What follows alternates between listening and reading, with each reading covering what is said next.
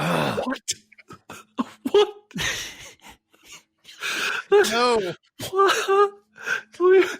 Back it up. No. Back it up. Welcome to SinCast, presented by Cinemasins.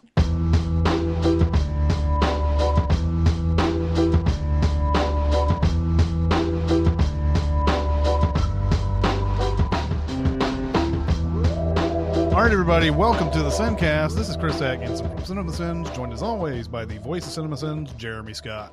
Yeah. Yeah. That's what I got today. Mm-hmm. And for music video sins, Barrett Share. Mm-hmm. I agree. I can vouch for that. We're recording on election day here in so by the time this comes out, we probably still won't know who's president. I can't wait to listen to that on Monday and be like, he was right. He was right. Yeah. So forgive us if something incredible, good or bad, has occurred in the time between our recording and the release. That's true. That's true. What better way to celebrate election day to just do a basic ass episode? We got our rants and our recommends and we're mailbag and all that. So we should call them basic ass episodes. Yeah, there are bays. You're right. Bays. Anybody pissed off about anything? I feel like I'm taking crazy pills. I'm as mad as hell. You've never seen me very upset. I've got a Bear's question. hand went up immediately. Okay. Some sad news to start, and then I want to get into more complicated stuff. Okay. Sean Connery, legend of film and TV. I don't know if he ever did TV. Stage and screen. Just give him TV. Died recently, as of the recording of this episode, at 90 years old. Mm-hmm. And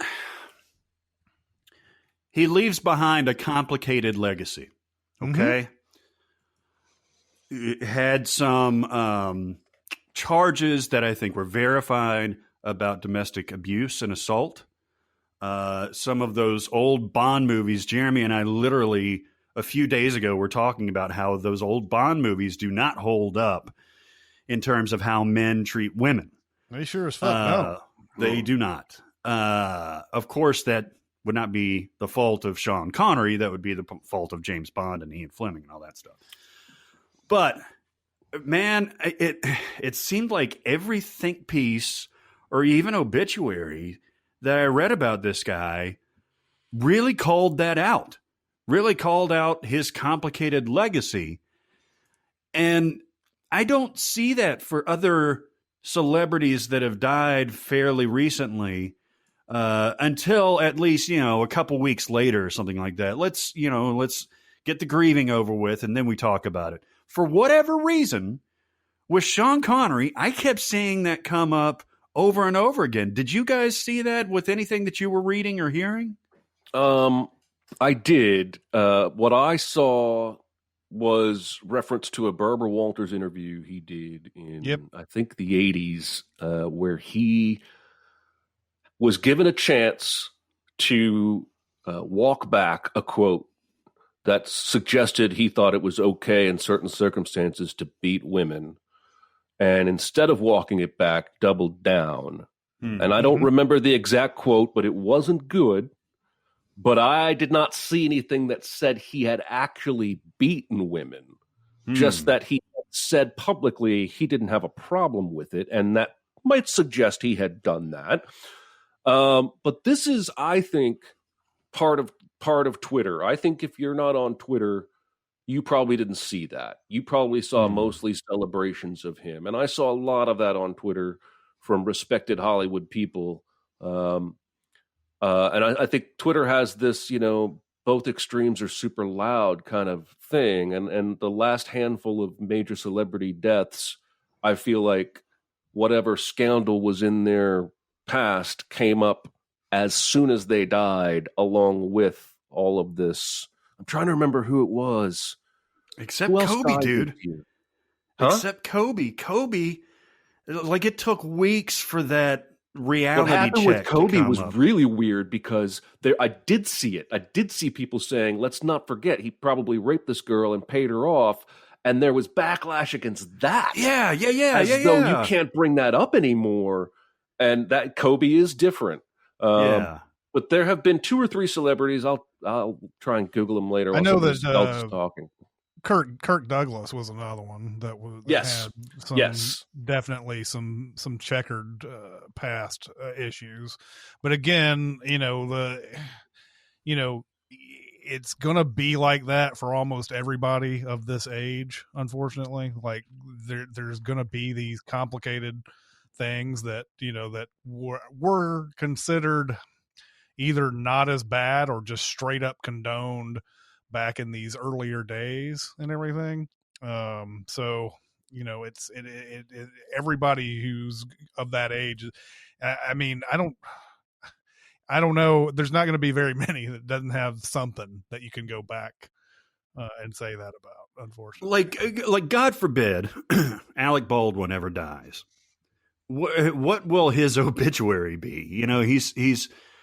He's got a checkered past for sure. But it seems like America, at least, has turned to where he is who he is, that kind of thing. What's going to happen when Woody Allen dies? I mean, it's just such a weird, I think I've just noticed this as a recent phenomenon rather than, Chuck Berry was another one that came up to where it was all positive.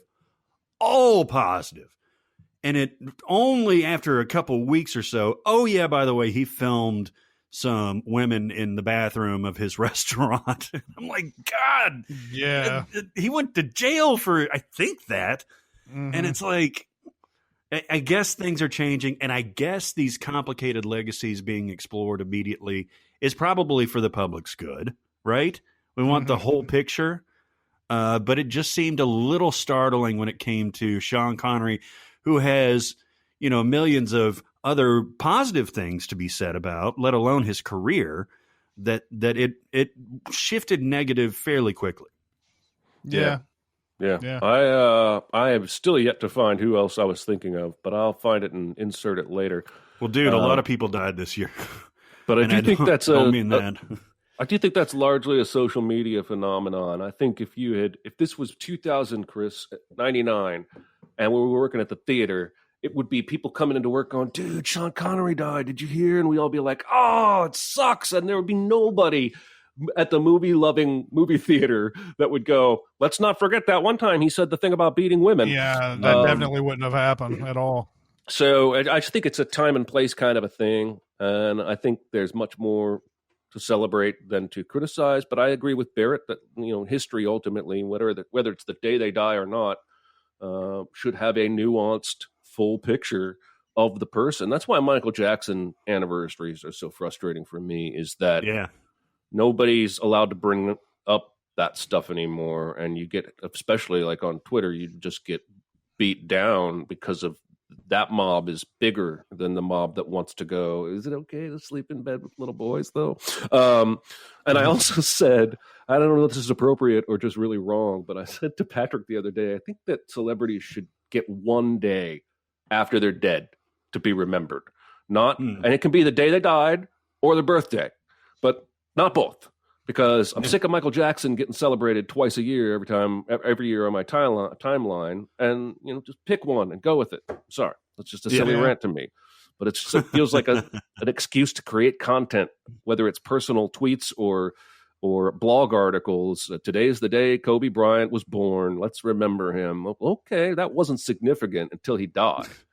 Right. So yeah, exactly. I don't know. They were like 19 tributes during this small NBA season to Kobe Bryant. And he was a good basketball player. That's all I know about him. And I know that he did some shitty stuff off the court. It just goes to show that we as humans are ill-equipped to handle both of those kind of things at the same time, right? Yeah. We don't know exactly where everybody's looking for a bottom line about what they felt about Sean Connery or whatever, and you're either going to be like, oh, he was a legend, all those great roles, all those great movies he was in, and then there's going to be the others who like, gives a fuck about that, this guy did this shit, and there's nobody who can seem to, I don't know, it's even hard for me to be like, well, he, how do you do a balanced thing on this? You have to consider everything. When he died, I was like, oh my God, that's a loss. Was my first reaction to it. And then, I thought about that Barbara Walters thing like 2 minutes after that. Because I remember that. That was actually a big deal. Even back then, that was a big deal. But at the same time, I don't know if we're equipped to be able to handle something in kind of that even-handed way and have a nice down the line opinion about. You have to accept both, right? And that's what I mean. I try to live my life like this more and more. The older I get, is to see the world as gray. It's not black and white. Like the people I look up to have probably got some skeletons in their closet, and it's okay with me that every time somebody wants to talk about what a great player Peyton Manning was, somebody in the comments wants to bring up the story about him sticking his balls in some trainer girl's face. Oh, yeah. In college. Yep. It's okay with me because there's enough evidence to me that something happened. They basically paid that girl off, and then everything else has been stories and hearsay. But I understand that just because I respect his athletic ability doesn't mean he's perfect. I'm not perfect. How can I expect somebody I look up to be perfect? And I realize, there are varying degrees of imperfection. Harvey Weinstein does not equal, Sean Connery. But I think we need to look at everybody with nuance and see the full picture. And that's, I want to do that with fucking history, man, because the history they taught me in grade school and middle school, U.S. history, is all just something somebody chose. Like the whole Paul Revere thing just rocked my fucking world when I first learned that in college, that like there were like 2 or 3 other guys that beat him and their names didn't make a catchy song. And it's just, well, why did you, what? I want to know what happened. Anyway, so we've already said too much, but I agree with that rant. That's a good rant. Yeah. All right. Now, can I get angry about something that really matters? Do it. Pigs in a blanket, pretzel dogs. God, I've been waiting for this for years.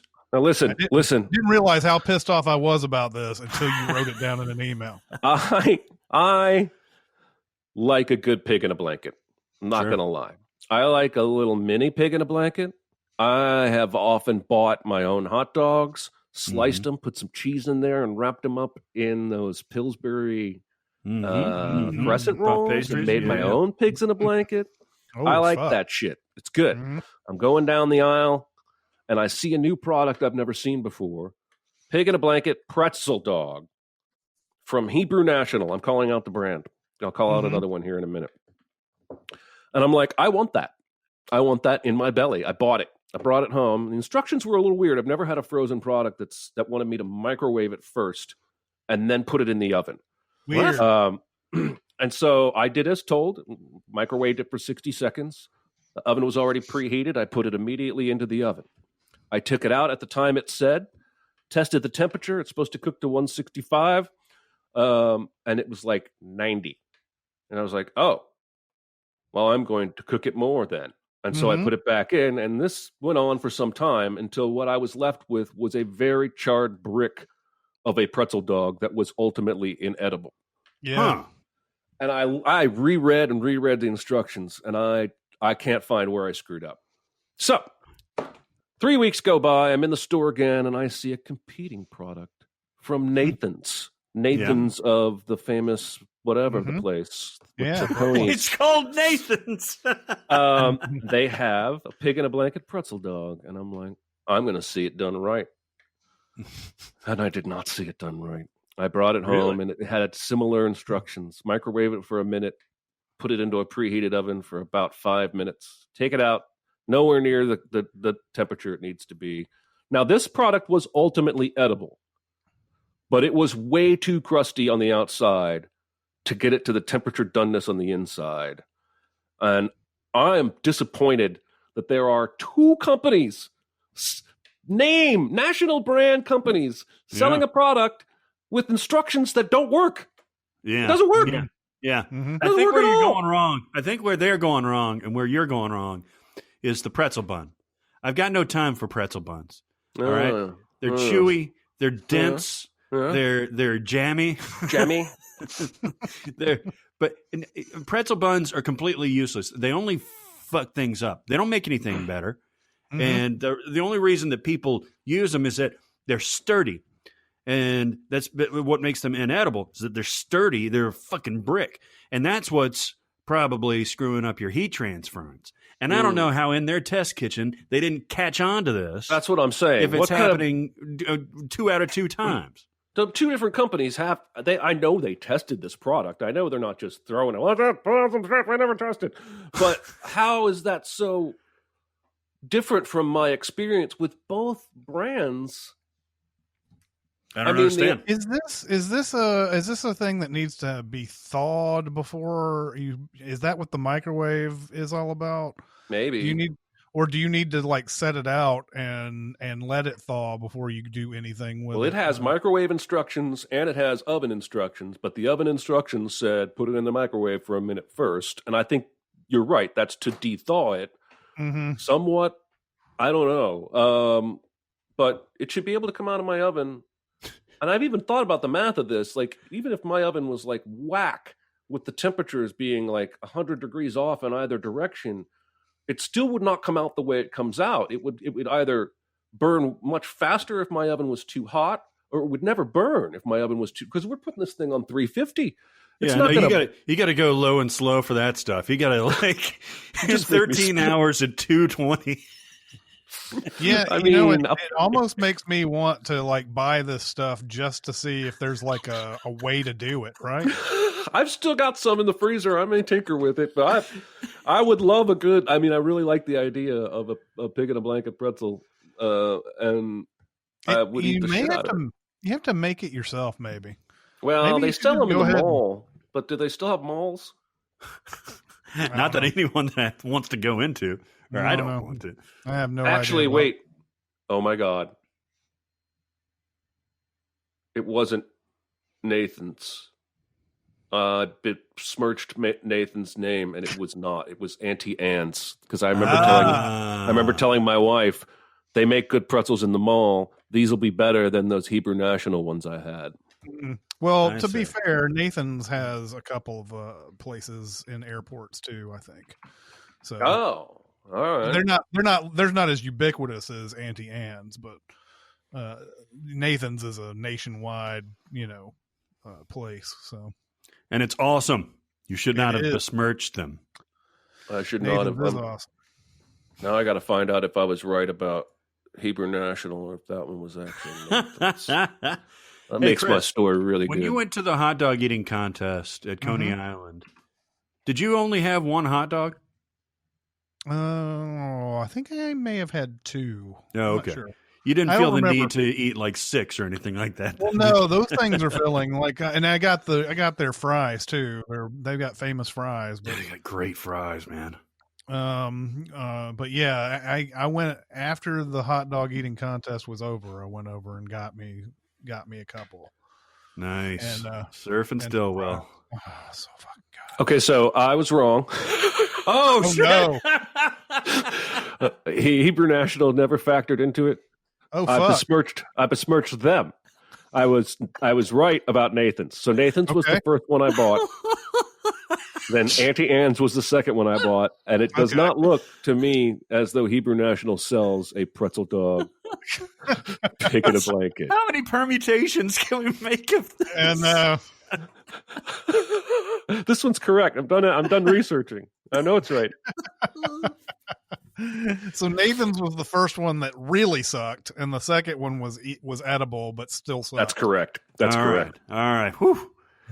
That was a whirlwind. That was an ordeal.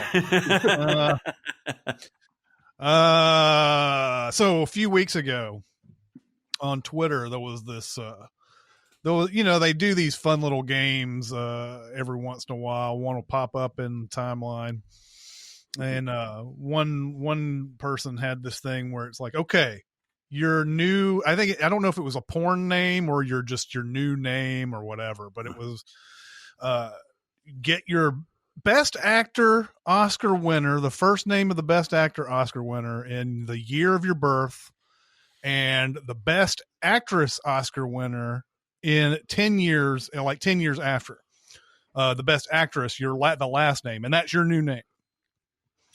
And it was something to that effect. So there were a lot of people sharing their names and everything.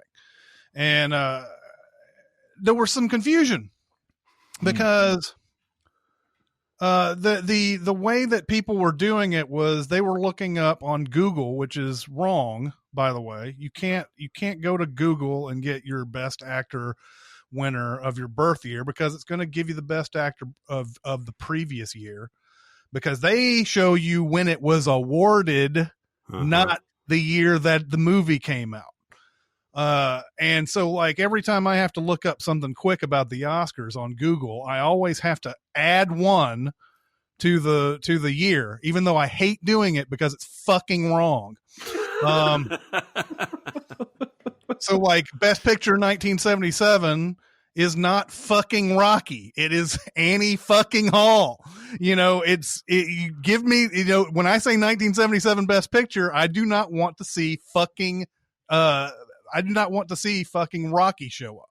I want to see Annie Hall. Right. And so a lot of people were messing this up. They were, but the question itself lends itself to possibly you messing it up too, because when you say the one who won in your birth year, then people are obviously going to go to the year that the person won rather than the year that the movie came out.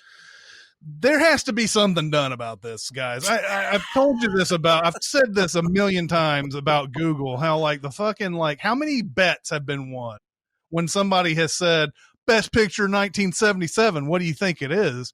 And somebody was like, oh, it's Annie Hall. And then they go and look up Google, and then Google says fucking Rocky.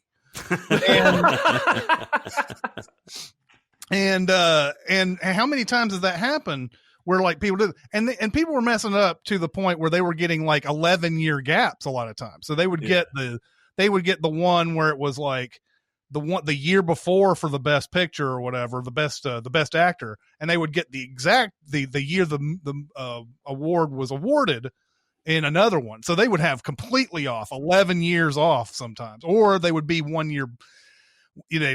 If they were born in 1977, they had the best actor from 1976, and then they had the best actress from 1986.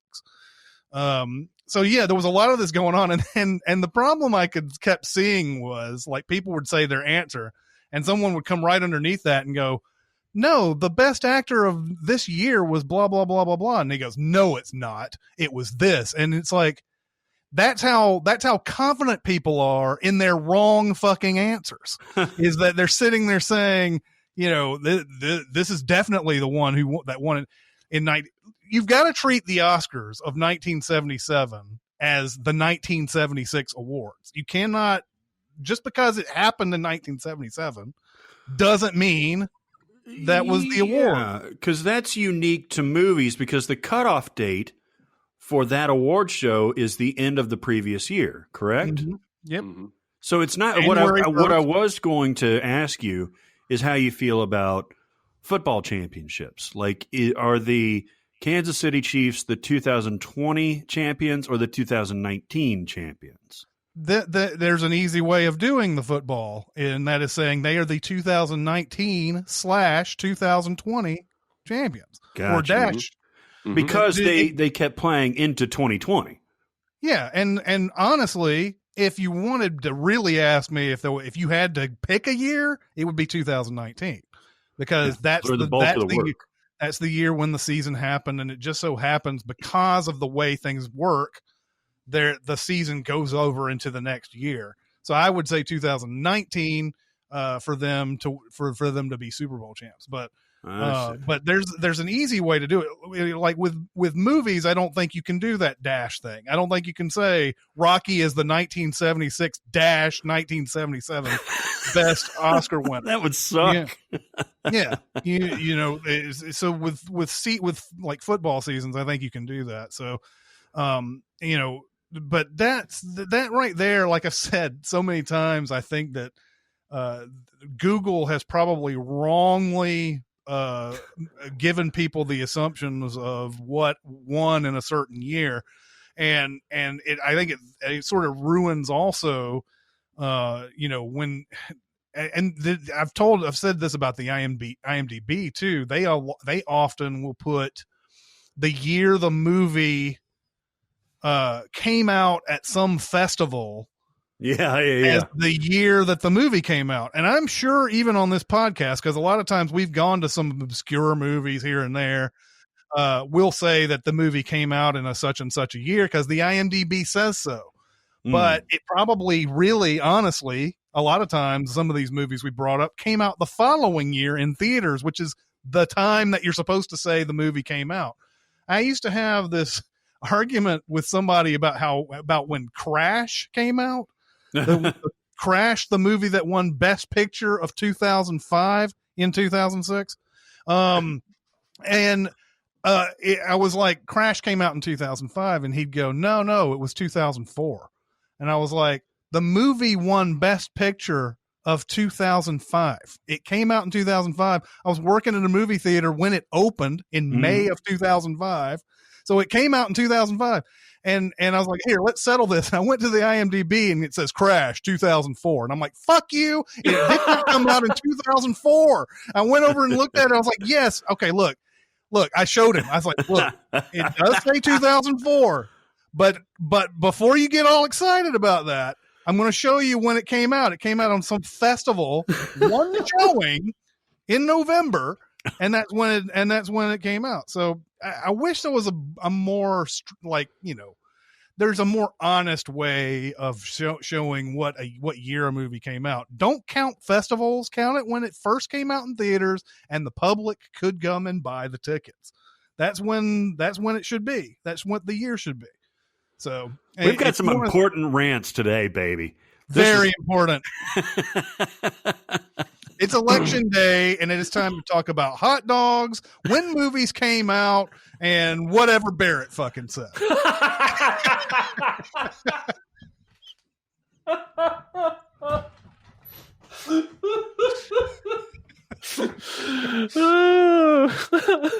think it was something about. Do you really not remember? No, I remember. It was Sean Connery. I was just giving you shit. Yeah. Oh, shit. All right. So, anybody got any recommends or warns? Totes Amazeballs. They're great. It won the Academy Award. Oh, for what? For best movie ever made. What do you got? Ooh, Jeremy does. I have been watching a competing docuseries to the one that Barrett has previously warned. Yeah, Recca warned. Barrett watched The Vow on HBO. How many episodes was that? 9. I am 75% of the way through Stars, the movie channel's own documentary, which has the less catchy name, Seduced, Inside the Nexium Cult. Yes. Of course, now Nexium spelled NV whatever, like XI whatever. Yeah, it's spelled really stupid. That should have been everybody's first clue not to join.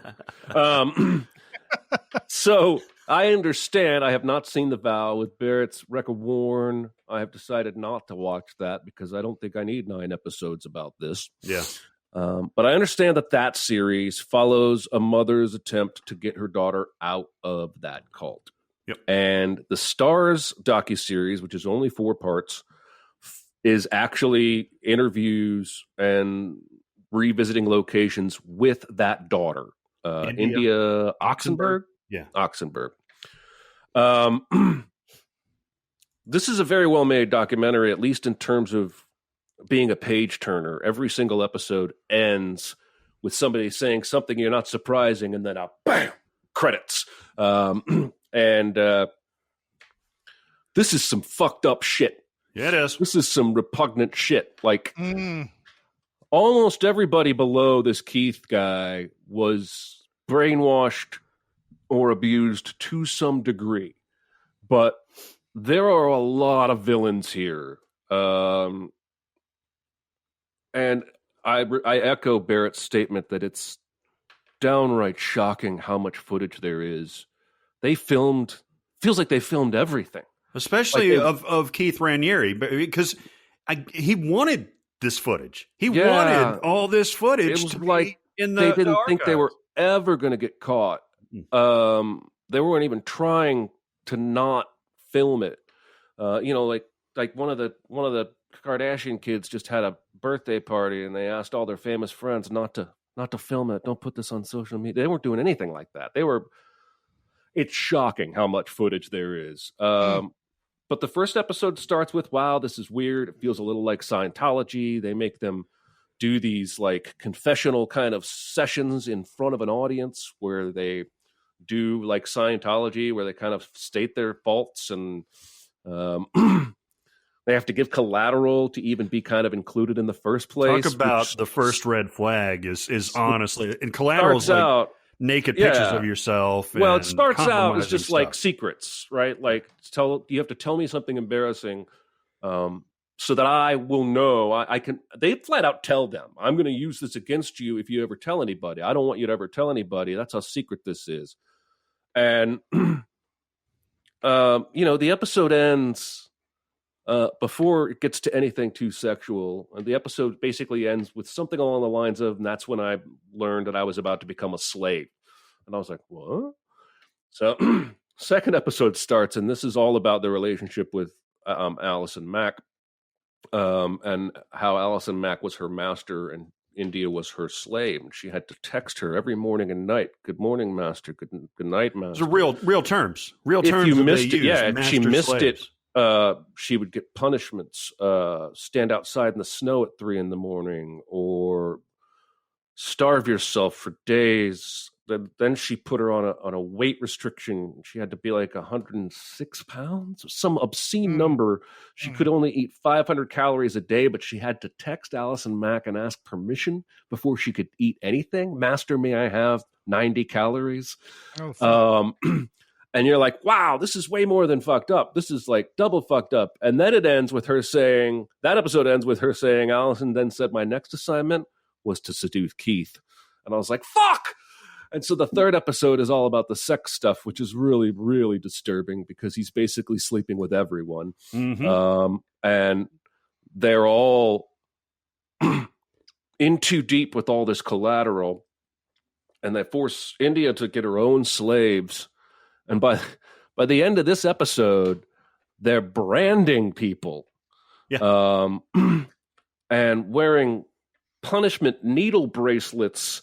And it ends with India's mother saying, I got a phone call saying my daughter's life was in grave danger. Boom, credits. So I got one more episode to go before I see all the before the curtain is fully pulled back. But I can definitely recommend I'm really not bagging on Barrett's Record Worn as much as I might have playfully sounded earlier. But if you're interested in the content, but not sure you want to watch 9 episodes, were they half hour or hour?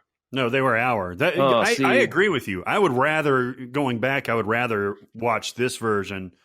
Yeah, there's nothing wrong. It's just like all the other HBO docuseries. Video footage of this guy who has been accused by somebody of raping her when she was 12. There's video footage of this Keith guy talking to a small group, talking about age of consent. And he says, in some states it's 17, some states it's 18, in other parts of the world it's 12. And if you, I'm going to say something crude here. I'm still using his quotes, by the way. But if you're a caveman, you just want to put your dick in some flesh. Maybe it was just, oh, that feels good. I'm putting it in this woman. Oh, now it feels good. I'm putting it in this animal. What if it was a baby? He fucking says, what if it was a baby? What if? Jesus all Christ. Casual. But another thing I wanted to point out is that in the third episode, all the episodes are one-on-one interview footage with India. Sometimes she breaks and it's hard to watch. So I want to give you some trigger warnings there. A lot of the footage is her revisiting locations with the camera crew and talking about her feelings, revisiting these places where she was basically abused in a cult.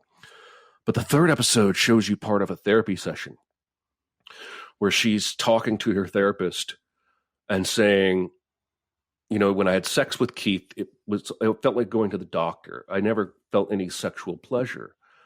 And I told Keith, when you go down on me, I have this feeling in my stomach that feels like a dizzying pit of pain. Can you help me with that? And he said, no, that's your problem. And a few more minutes in the therapy session, and the therapist has done a masterful job. And India says, oh no, now I feel bad. I realize that feeling was my own internal warning system trying to tell me that this was not right. Yeah. And I had been so warped in the brain, I couldn't interpret the signal. It made me tear up. I got to be honest. That somebody could be this evil just for such personal, almost purely sexual gain. Yeah. And that's when anybody raises a question, it's like that scene, not to compare this to a movie, I guess, but that scene where Laura Linney comes up to Philip Seymour Hoffman's character in The Master, and she says, you know, she questions a few things, and he gets angry at her for even questioning. Laura Dern, right? Laura Dern, sorry. With Keith Raniere, anytime somebody challenges him on something, he's like, no, that's just you focusing on the negatives. That's projecting negativity, projecting out here. And that you brought up the branding thing. The branding is especially disturbing for many reasons. First off, it's an amalgam of his initials and Allison Mack's initials. Mm-hmm. It's AM and KR. And second, it's right beside their vagina. And these are married, some of these married women. And it's literally right there so that anyone else who is intimate with them sees that they are branded by Keith Raniere and Allison Mack. So this thing is all fucked up. And I even though I know pretty much everything about it, I kind of want to go back and watch this series just to get the whole picture in a more concise way. Is India in The Vow much? No, it's Catherine. It's her mom that's really featured in there. And it's just shown, at least the parts that I've watched, it's just shown India as part of that footage that they get within the cult, not afterwards. Yeah. I mean, she's pretty, I'm very impressed with her that she's willing to be this open. No kidding. Because I think a person could choose to be embarrassed, so embarrassed they don't want to tell the story. But she sees the need to tell the story while she's still kind of embarrassed and still kind of dealing with it. She lets you in on a therapy session. It's powerful stuff that, like, again, with trigger warnings, I recommended it to my wife. She's watched a lot of those Scientology documentaries and even some of the weird Warren Jeffs kind of whatever that is. Is that Latter-day Saints or is that? It's a derivative of it, yeah. Derivative of it, yeah. But this is a full-on cult. It was way worse than when you saw the headlines about Allison Mack being arrested as part of a cult where she recruited women to have sex with the leader. It's way worse than that. It was almost played off as a joke at that time. Like, oh, Hollywood people doing a sex cult. Ha, ha, ha, ha. No, this is trafficking. This is racketeering. She took pictures of their naked vaginas as punishment when they challenged her and sent them to God. It's so messed up. There's so much evil, but I think it's an important story because this is fucking modern. You know, most of the time you read about, it's easy for Scientology to get away with not being called a cult by calling themselves a church. But like the Jim Jones stuff, it feels so in the past. Well, those people were, it was the 70s or the 60s, whatever the fuck it was. Of course they were impressionable. This shit was happening 2 years ago. Yep. God, it blows my mind. It's crazy. There's really, we look at this and it's, oh, that's weird. That's a cult and blah, blah, blah. We hear this from a cult a lot, but it's the exact same way Jeffrey Epstein did his shit. Even though Jeffrey Epstein was never part of any kind of cult that was like promising really like, I don't know what he was. I mean, he was promising girls like a life that they would never have, but it wasn't portrayed as a cult like these are. But it's the exact same thing, isn't it? There's this dangling like, oh, your life is so much better if you do this, you know, like just, you know, doing the hypnotization type thing. You know, well, and that forcing you to tell secrets part is what's really makes me draw the Scientology line, I guess, is that, you know, it's troubling. It's really troubling. It's made me reflect a lot on my own involvement with religion over the years and how some places I have been were a little too similar to the way this place was being run, which is not to say I was ever involved in a sex cult or branded. It's just to say I have been involved in church-related activities where public confession was encouraged, confession of sins, which even if it wasn't directly used to threaten you, you now know subconsciously, well, they know this about me. And it gives them leverage. And I'm not even saying the places I was as a kid, those people were seeking leverage, but there's some things I saw that were eerily similar, and it made me really uncomfortable. Wow.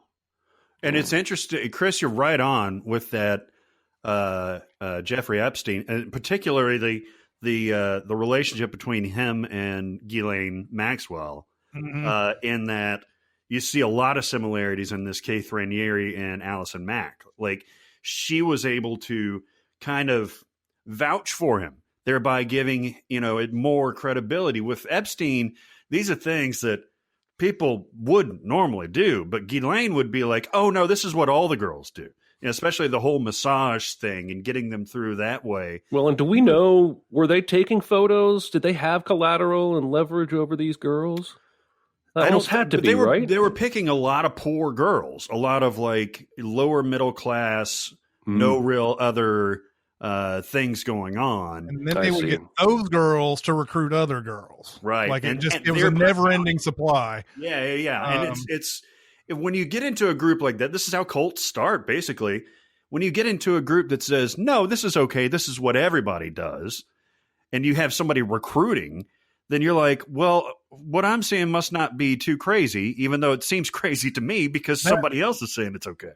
That's ultimately I don't mean to grade the awfulness of everything that's going on here, but the fact that they made everything look so normal is probably the worst part of all of that, because they would do this stuff that they didn't want to do and then act like none of it had happened. Yep. And then everything was like normal, quote unquote, for a while. They'd be taken out to these places and they would be meeting all these new people and everything. And like, they thought, oh, okay, well, that one thing was just an anomaly. And then all of a sudden, boom, would happen again.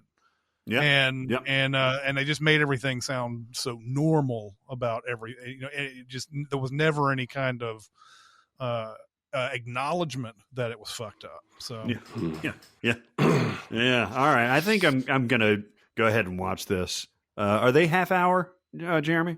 They're hour long. Right.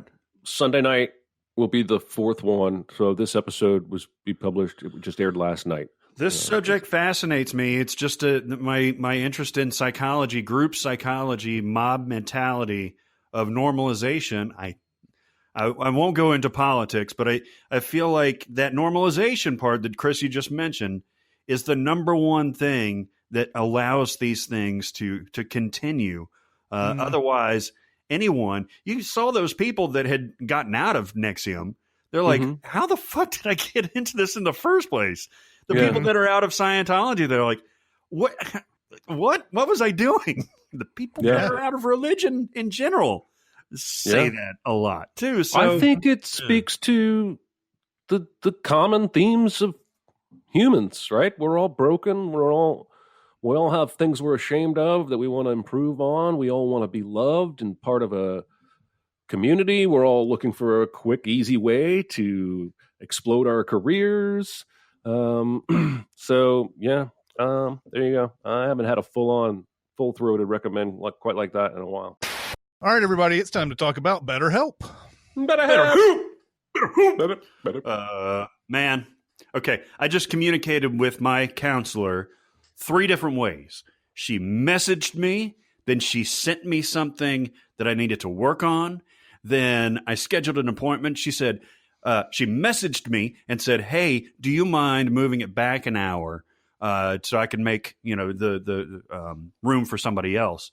And I was like, "Yeah, it's no problem." And she was like, "Thanks so much." So like all this stuff happened within maybe 5 minutes. And it was something that would be very, very challenging to do through traditional means of counseling. You got to call, you got to say, "Can you do this?" And then you got to communicate through maybe a receptionist instead of the actual therapist and all that stuff.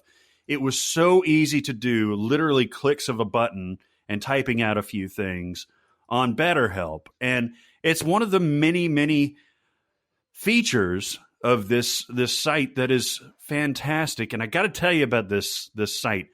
The more I find out about it, the better I like it.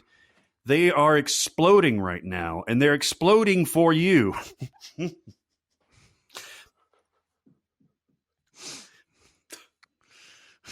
You're such a child.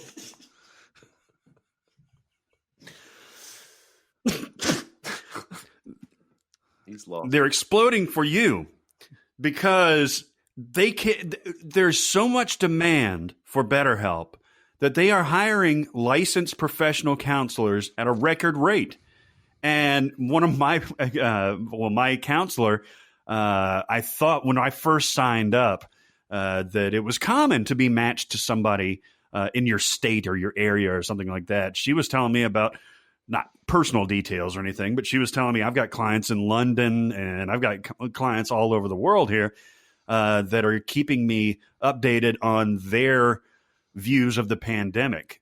So God bless them, because they've been having to deal with all kinds of different issues situationally related to the pandemic, plus what they were dealing with before. So this company is well run. The platform is fantastic. And if you were ever thinking about getting therapy or counseling, now is the time. And BetterHelp, I believe, is one of your best options. It's fantastic. All right. One of my favorite things about my therapist is the note taking that he does. Yep.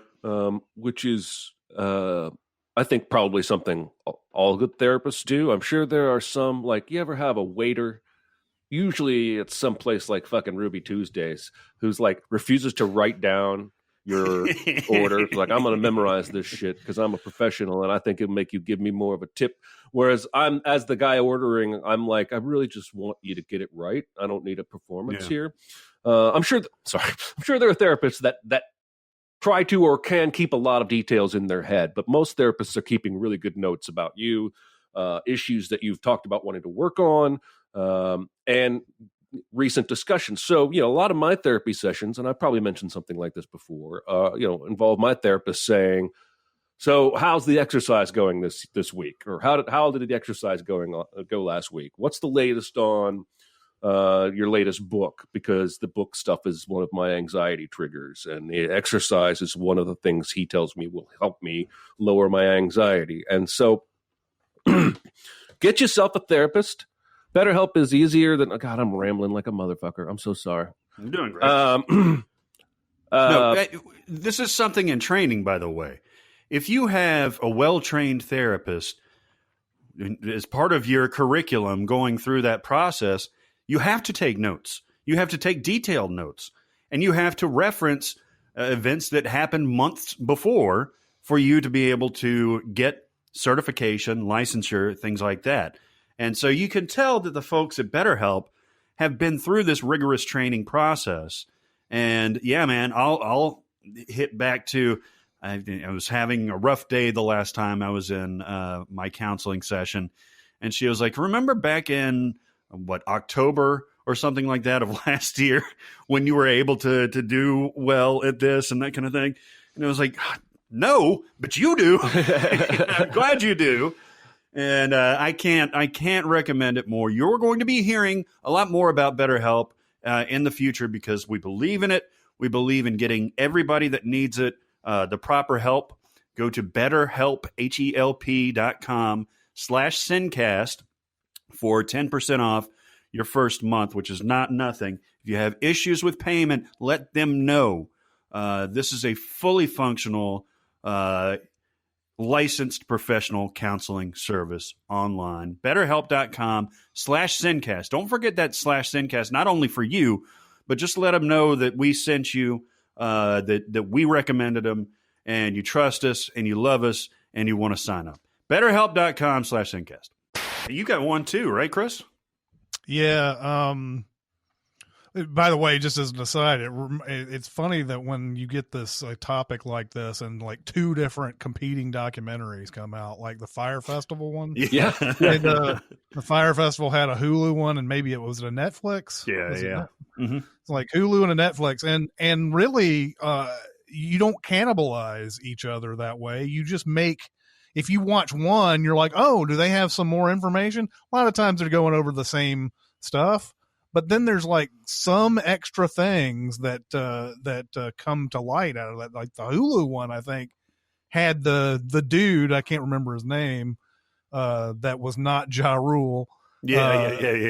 That dude, they actually had an interview with that guy, and he sat there and talked all the way through this documentary until like by the end of it, they were like, well, you lied about this and this and this. He goes, show me what I lied about. And the movie goes back and it tells all the lies that he told during the entire documentary.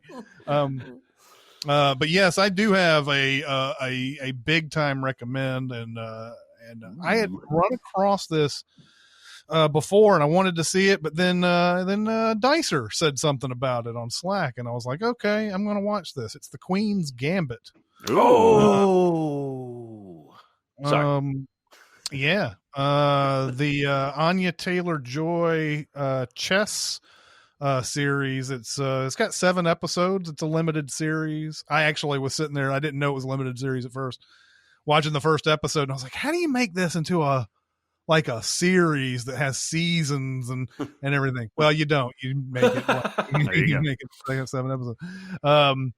But it follows her life as an orphan who learns chess down in a basement of this orphanage, and the great Bill Camp, who you should look up sometime. Great, terrific character actor is in this. He is the janitor that teaches her chess. She's very wicked smart, and like is intuitively learning all the things that she sees, and it's not long before she's beating this guy's ass in chess, and then he invites somebody over from a chess club at a high school, and she beats both of their asses simultaneously. And then he's like, well, I'm going to take you to my chess club, and you're going to play all the people in the chess club.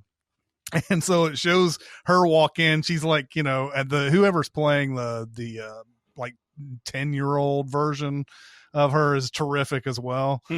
But she comes in, and there's like all these high school dudes coming in, obviously, like, looking down on her literally and figuratively. And they all line up in this like horseshoe or like a bracket sort of formation, and she goes to each one of them, and then she cuts to her and she goes, what I was surprised about was how bad they played. And going back over, she beat all of their asses, of course. And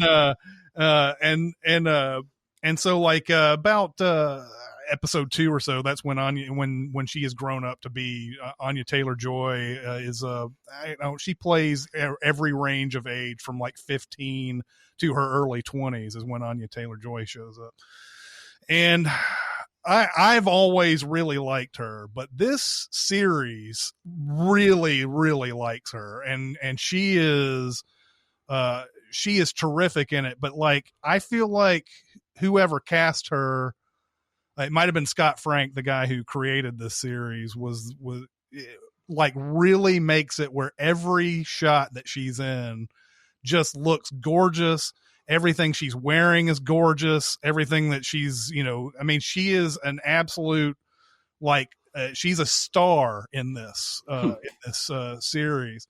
And it's showing her as she moves up through the ranks of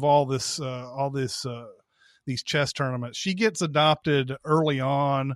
A mother who really wants a child, who lost a child, and her husband who doesn't want a kid at all.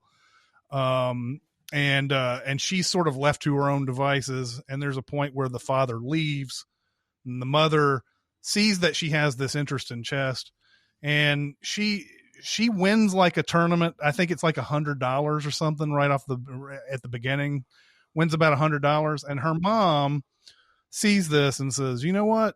You really like doing this thing. Why don't we take you around to a whole bunch of other chess tournaments and see how you do? And of course, she's just wiping the floor clean with everybody during this whole thing. Of course, she keeps running into some obstacles during it. There are people who are sort of the end boss of each, sections of this series. And, more terrific performances from a lot of other people in here. Thomas Brody Sangster, I think is his name. What is that? God, make sure I got I've heard of him. You've seen him a million times. He was in Love Actually. Thomas Brody Sangster was Liam Neeson's kid. Okay. And he was in Maze Runner. He was one of the friends in Maze Runner, and he's been in a million different things, but he's a guy who's like sort of a in-boss guy and like a sort of a mentor guy that shows up. There's a lot of these type of people that show up.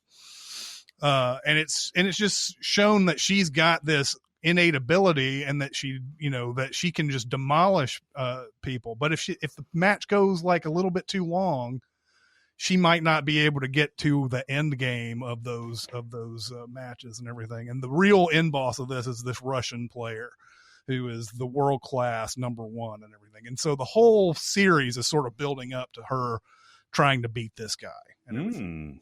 I want to eat every frame of this series. It looks so good. I don't know how many things were like actual sets that they shot. I mean, actual places where they shot, or how many sets they made.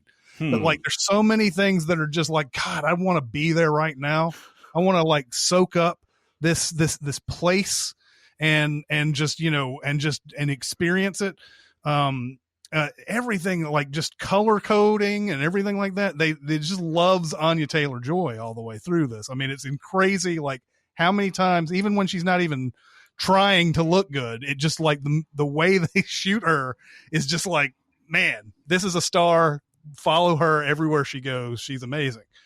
But every episode is great. Love this series. And highly recommend it. Queen's Gambit. It's interesting. You don't really see a whole lot of range in her previous things, especially Split and Glass. She's not asked to do much. Right. You showed me a music video. Who was it? Bastille? Hosier, where she's phenomenal and crazy in that one. But has there ever been anything else that showed her range? I never saw New Mutants. She's in New Mutants, right? She is. Yeah, she is. I haven't seen it either.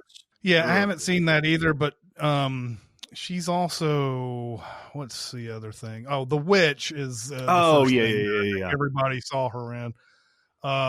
But you're right, there hasn't been anything that really has shown her off. And but in this, she's, she can be super funny, she can be like, she's obviously just super smart. There are moments where, like, the one thing about her character is it seems like she's kind of hard to crack. She doesn't seem to have like an emotional kind of like limit of some sort. Like something bad happens, she doesn't seem to like go off the deep end, but that's part of her character. And the moment where she actually does break is one that you'll probably break on too. Because it's that type of scene.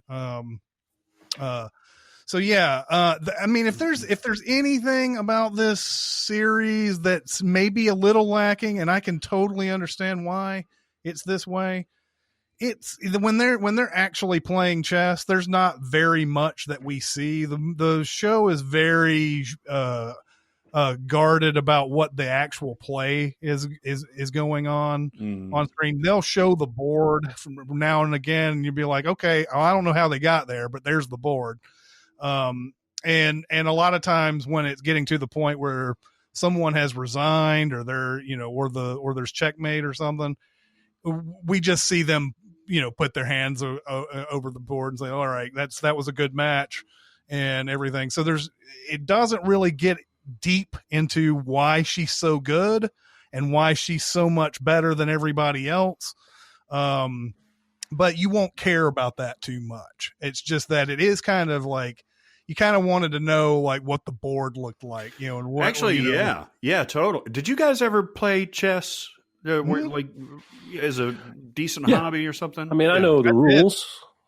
Yeah, I played quite a bit for a while there. Really? I mean, I would never consider myself good though, because I never learned a lot of the strategies and stuff like that. I think it's interesting that you say they don't really show you much of the chess, because a lot of the praise the show has been getting, I've seen this a dozen times, is I've never seen a movie or show about chess that I found interesting until Queen's Gambit.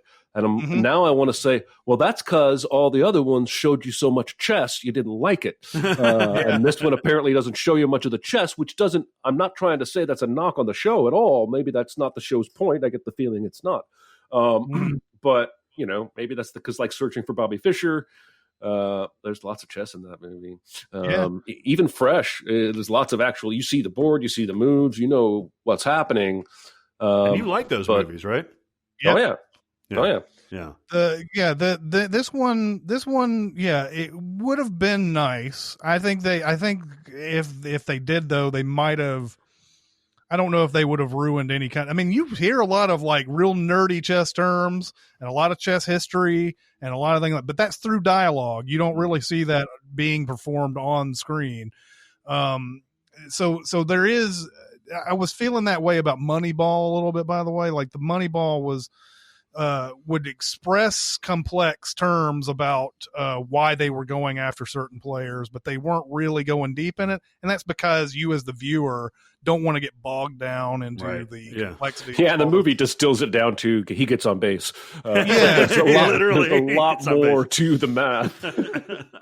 And but this is one where a lot of times when she's facing these masters, I would have liked to have known, the reason why he resigned was this. And they're like, maybe she's in her apartment or something. And she goes, the reason why he resigned was this. And like, if he does this, I'm going to do that. If he does this, I'm going to do that. And he knows that there's no way. And I think he would get bogged down a little bit by doing that a lot or whatever. But that's one thing about, if there's any negative to me about that show is just that there's a lot of times where people are just putting their hands out and saying, yep, good match. You're amazing. And there's nothing showing on the board at the time where you're just like, oh yeah, totally. Yeah. Can't get out of that. Yeah. And but I don't want to leave it on that. This show is really good. Like I said, well acted, just engrossing, 7 episodes. You can get through it pretty quickly. Just really well done. I was not expecting the level of amazingness on it. So awesome. We should start playing chess in our company, like remote chess. Like that would be fun. Just like, I feel like Chris and Dicer would wipe the floor with all of us. Well, probably, but they would make us better. I don't know, man. I don't know. I mean, I haven't played in a while, and like I said, I never really learned strategy. So it's like, you guys have just throwing pawns at us. Yeah, throwing pawns. All right, you guys are giving recommends. I got fucking warned. All right, and I had high hopes for this movie for no reason at all. I watched Holidate on Netflix. Never heard of it. Pulled up Netflix. It's the #1 trending movie, show, whatever on Netflix. There are movie shows. There are movie shows. It's got Emma Roberts. It's got Luke Bracey. who's an Aussie. And it's got a really good supporting cast. Jessica Capshaw, Alex Moffat from Saturday Night Live, Kristen Chenoweth, who looks like she's 50 ever since she was 20. I remember us talking about that. Was that at Jeremy's smoke a soiree that we were at? Man, she gets fucked hard in this movie, by the way. Okay, so she is the inspiration for the title of the movie. What Aunt Susan or Kristen Chenoweth does is she just gets a rando to go as her date on holidays, because she always has to have somebody with her. God damn, this fucking movie's awful. Okay. So Emma Roberts is a ne'er-do-well, works from home, and she's almost 30, like her real age. And her family keeps giving her shit that she doesn't have a steady boyfriend. She never has a date when she shows up to family functions. And the thing that makes this different from a Hallmark Christmas movie or whatever it is that there's a lot of cussing.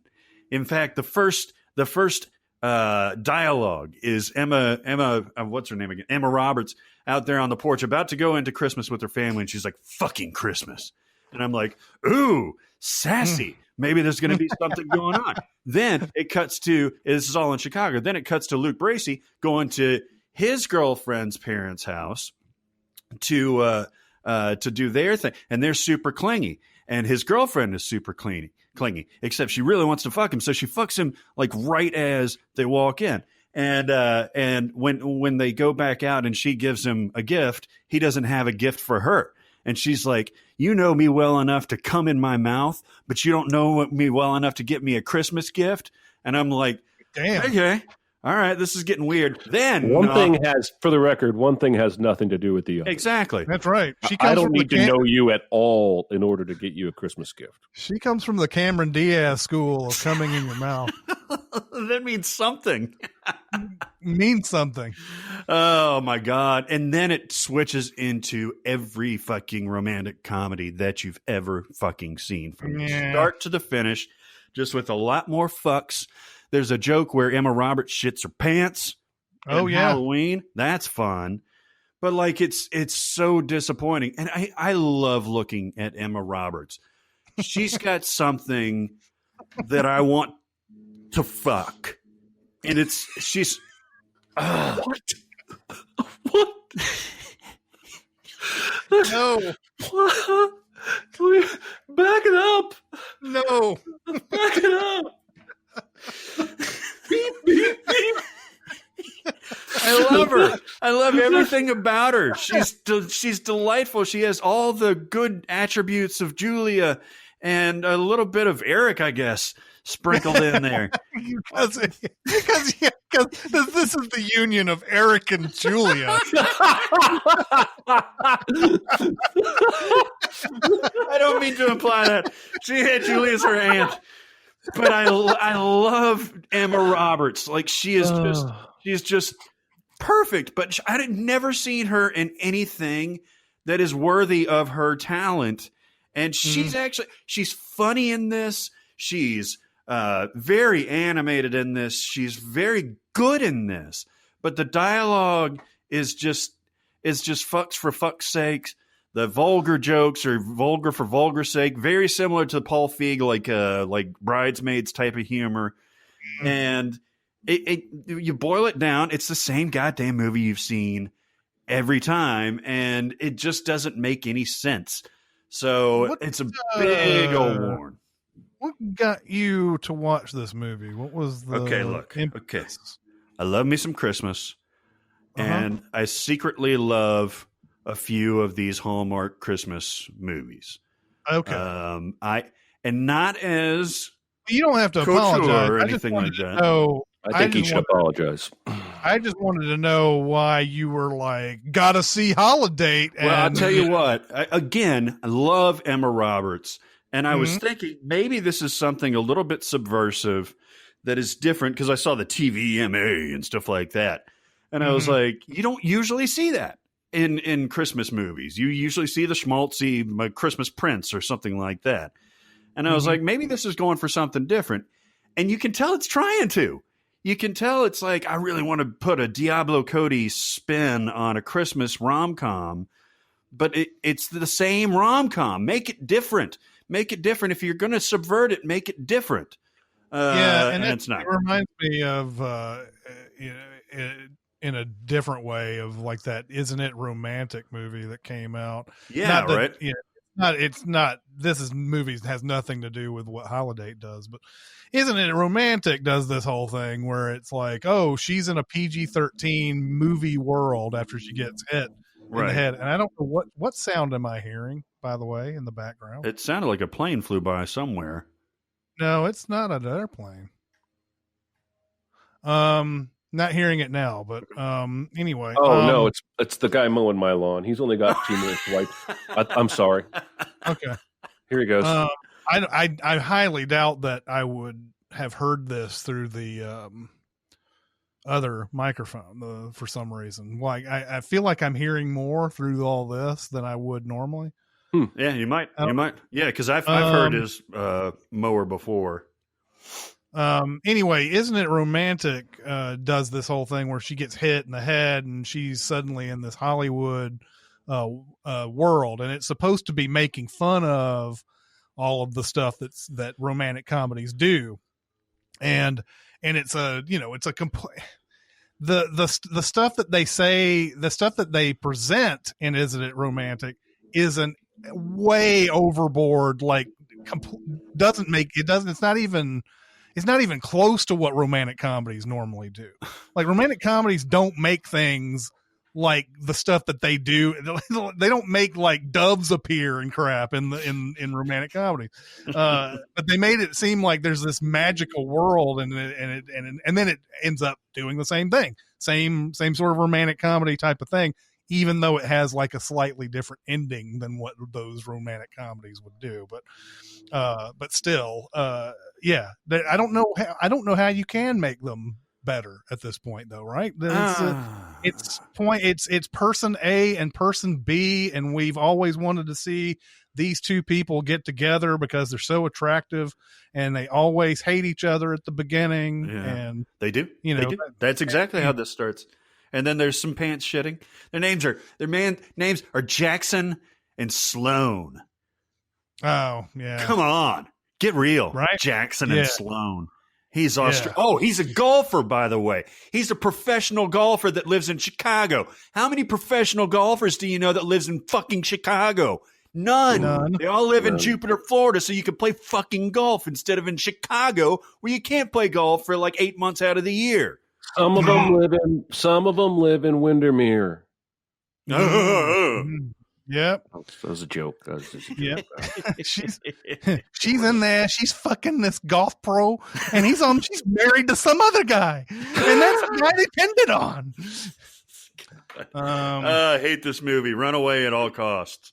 Holidate. Bucket. Holidate. Do you want to do more recommends and warns, or do you want to go on to questions? I would rather run through some of these questions, but that's just me. That's good. Question. Hello, SinCast crew. Hello.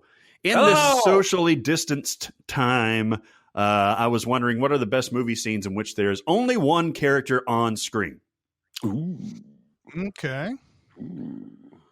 What you think? I made a rule here that I assumed we were not talking about movies that only have one character on screen the whole movie. Yeah. Movies that have an ensemble cast, but a standout scene with a single actor. Mm-hmm. So the ones that I went with, my favorite one is not a movie. It's from The West Wing. And it's when President Bartlett goes to that famous church in Washington where they always buried famous politicians. And it's he's mad at God, and he kicks everybody out of the church and lights up a cigarette and basically yells at God. And he's playing a Christian character. He's a man of devout faith, but he's angry at God right now. And then he calls God a feckless thug and puts the cigarette out on the marble floor of the church and walks out. Wow. It's one of the coolest scenes ever. And I don't mean that just because he tells God basically to F off. It's a very, very cool scene that shows, his own personal struggle in that moment with the way God had chosen to work things out. For movie-wise, I just chose Andy's escape from Shawshank. Even though there are portions of that flashback where he's not the only one on screen, that section specifically where he crawls out into the water and then goes up into the rain with his arms, maybe not quite long enough to qualify, but it gives me chills every time. There's so much emotion in that scene, and it's more posture even than facial expression. It's just really good acting. Anyway. How many times have you seen Shawshank? Oh, Jesus. I've been working lately on trying to make an actual top 10 favorite movies list of all time. And Shawshank is in there. And my criteria is that it be a great movie that I just watch all the time. And so Shawshank's in there. I'd guess 30, 40 times. Wow. Wow. That's up there. How many times I've seen it too. I used to have it on VHS. Yeah, and the I don't know, the roughly 15 VHS tapes that I had got some serious mileage. And AMC plays it like every other day. They do. Yeah. Hold on. Did you not collect VHSs before you started collecting DVDs? No, VHS for a little bit. You got to remember that.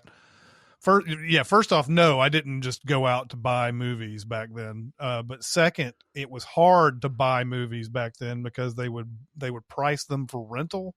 They would make a tape $99 or something like that when it would come out for rental. And so I don't know, that it was discouraging to actually go and try to buy VHS tapes, but DVDs weren't too far around the corner at that point. And then DVDs I started to get into quite a bit, mainly because of all the commentaries and stuff like that were on there. It was really fun to get DVDs. So what'd you think? So there were 3 that I came up with. That Delroy Lindo scene in Da 5 Bloods. God, that's so good. That's what was on the tip of my tongue when I was going to answer this. I was like, I've seen something recently where it's just absolutely riveting. For how long do you think that scene lasts? It's probably like 2 or 3 minutes, maybe. It feels forever, though. Yeah, it does. I think that's it's in a good way. I think it's one of those things where where something happens for so long that you think, oh, it must have been like 10 minutes, but I think it's really like 2 or 3 minutes, but maybe even less. I might even be overshooting it, but that one, the one where the camera's shaking in Fight Club on Brad Pitt. I love that scene. And then there's the scene where Buster Keaton is there's that famous shot of him standing there while this big huge like house falls down, like the side of a house falls down, and it just so happens that he's standing where the window is. Yeah, he's got some iron nuts, man. And that was back in the day. That was a real fucking heavy thing that fell down, that he could have died doing that. You could see the dust like just plume out as soon as it hits, man. Yeah. He's just like, I'm good.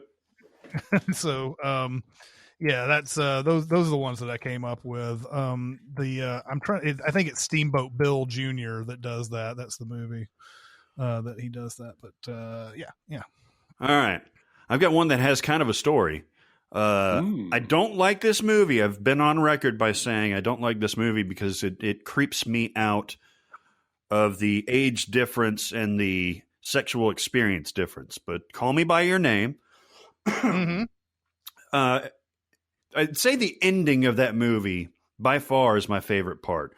The part where Michael Stuhlbarg has that, and this could actually be in that an answer too, is when he has that conversation with his son about love and what it meant to him and how it got away from him. All that to the phone call later on, to everything else.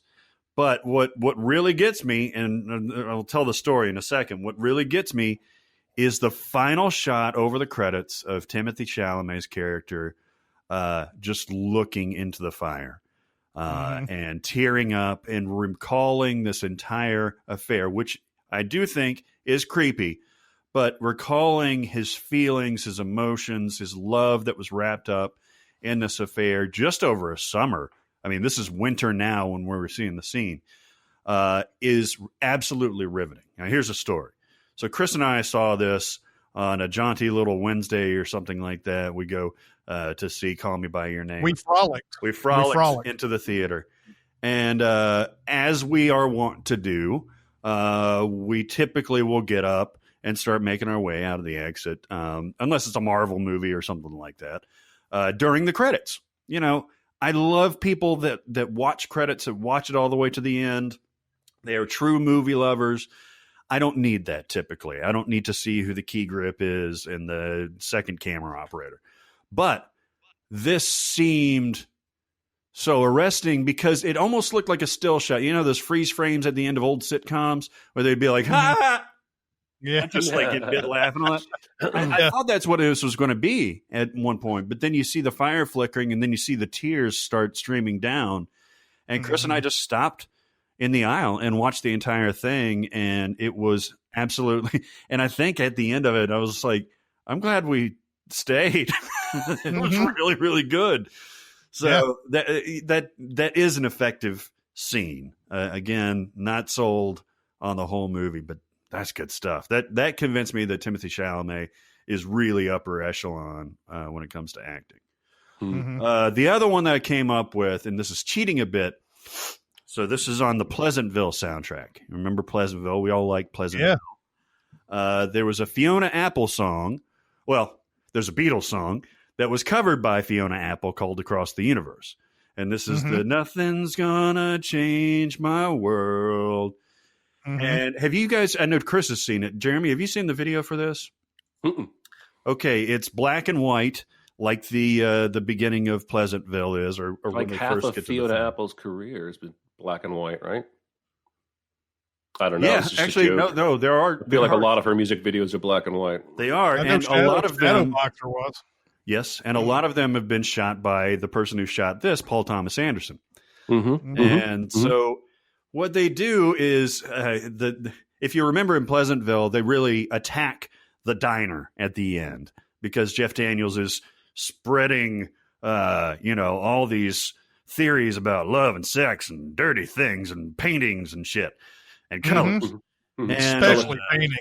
So the video takes place at that point where all the are like attacking the diner, but Fiona Apple is singing this song serenely in the corner while all this chaos is going on, and the camera never leaves her.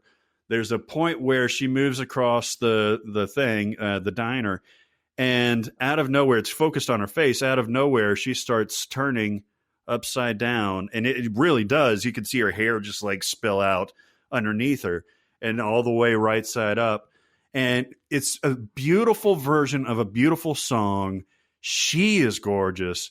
And that juxtaposed with all of the other craziness in the background is absolutely riveting. Jeremy, I'll send it to you because I think you would really, really dig it. It's awesome. Okay. All righty. Listening to the BetterHelp ad and a question for the podcast came to mind. I love this. What are some examples of good and bad therapists in entertainment? For me, Heavy Rain, an awful video game. The main character had depression and is suicidal, and the therapist is like, that doesn't surprise me. That's weird.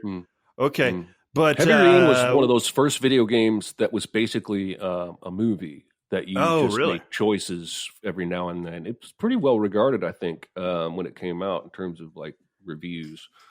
Interesting. I immediately check my notes. I immediately thought of Entourage because therapy was always just an excuse to show Ari being a dick. Oh, the couples therapy with Perry Gilpin. Perry. Well, yes. Perry Reeves. Perry Reeves. And for a couple seasons, it's Nora Dunn from Saturday Night Live fame, who's their therapist. They have more than one therapist. The problem is the therapy scenes. Tell me if you think I'm wrong. I always felt like the therapy scenes were kind of treating therapy the way the 80s and 90s treated therapy, like no doubt. It's like a joke, like, oh, I gotta go to therapy with my wife. No Roll my doubt. eyes. Because every time there was something important for them to talk about, Ari was always there to tell you, like, this is the most important thing in my life right now. This deal that I'm trying to and the show makes it seem ridiculous that the therapist would even demand any time during these type of things. That's what I got out of it. Yeah. It was often played as just a joke and a way to show him being an asshole to his wife. That relationship is very complex because the show wants to think it's got Homer and Marge Simpson on its hands, where the husband is not so great, but there's a true love there. But I never felt like that. I felt like Ari was just abusive of her constantly, and the therapy sessions were just a way to do that comedically, and it always bothered me a little bit. Yeah, the only thing that saved that aesthetic was that he never cheated, right? Until the very end when he gets with, is it Babs? Is it Christmas Vacation? Is it her? Oh, Beverly D'Angelo. Yeah, Beverly D'Angelo. No, who is it? Anyway, I don't. Yeah, that's definitely an example of a bad one. Did you have a good one that you were about to do, Jeremy? No, that's all I wrote down. Sorry. Oh, okay. The bad one that I thought of was Dr. Beth Garner, played by Jean Triplehorn in Basic Instinct. That's so true. She's such a bad therapist. Oh God. Now, in Basic Instinct, everything is ridiculous, and I would say almost on purpose. I would say on purpose, not almost on purpose. I think everything in that movie, the ethics lines that are crossed all the way through this movie, nobody comes out like, looking good in this movie at all. But she is his former lover and is the station's therapist. So, like, the very mere mention of her being his therapist, Michael Douglas's therapist in this movie, is crossing lines that is beyond. Like, in all of San Francisco, you can't find another therapist. There's no. You gotta get them, and everybody knows that they fucked. There's not any like. There's not. I mean, that's not a secret. So it's not like oh well we'll send him with Beth and it'll be all right because she's a good therapist. No, they already know that because they ask her, like, you'd be able to be objective about this. And, yeah, and then of course, there's, I mean, even as they're it had this so-called professional distance there. Even then, when she comes over to his apartment. Oh yeah, and then he I mean, I don't even know what you call that sex scene. It's pretty wrong. Yeah. And especially considering the relationship they're supposed to have at the time. Yes. So I would say that is one of the worst therapists I've seen. Now, I do not know if Robin Williams in Good Will Hunting is a good therapist. I don't know. I think that he is, but I think it's only because the movie says he is. Maybe I don't know. Is Robin Williams a good therapist in Good Will Hunting? Would you know? Would you be able to tell me that? I think I would be able to tell you that, and I think he is. Yeah, I think he is. Just because he adapts specifically to that client's issues, like, because that client is basically a hostile witness at first, and Robin Williams, a good therapist, will adjust the treatment as needed. I do think where the movie cheats on the therapy is that payoff end that makes me cry, but I don't think there's ever been a therapy session in real life where somebody said to someone, "It's not your fault," 15 times in a row, and they ended by cry hugging, and everything was all better after that. No, that's the part. It's the aftermath that's the bullshit part. But I think the method by which he gets that reaction, he finally found it. Because he's had experience with it. So they can bond over this very traumatic event. And B, him saying that. That's why when Will says, "Don't do this to me, man," not you saying that you understand what I'm doing, until he gives him an example of it. And I think that's correct. But yes, everything being hunky-dory afterwards is some bullshit. Well, and it matters that the timing is important too, of when he does that "it's not your fault" thing. Because if he had done that on the second session, it wouldn't have done any good. Yeah. It was that moment he saw, like a fighter, he saw his chance, his window, and he went for it. It does feel a little too neat to me. Because in my personal experience, again, I don't have any experience on the therapist side, but my personal experience, that the progress does not come in huge emotional crying waves. It comes in little fits and starts. But it's a movie, and I understand why it's in there. But yeah, I think he's a good therapist. Yeah, I always wondered, like, if the movie, I mean, I thought he was, but if there's like any lines being crossed here, obviously before it really gets into the therapy, Matt Damon does push him over the line, and he does like nearly strangle him over something. But like once Robin Williams has that, I had this epiphany and I went to sleep and I never thought of you again, park bench speech and everything. The one thing that about his character is that he keeps saying, like, I teach it. I'm not good at it. I'm not good at being a therapist. I just teach this stuff.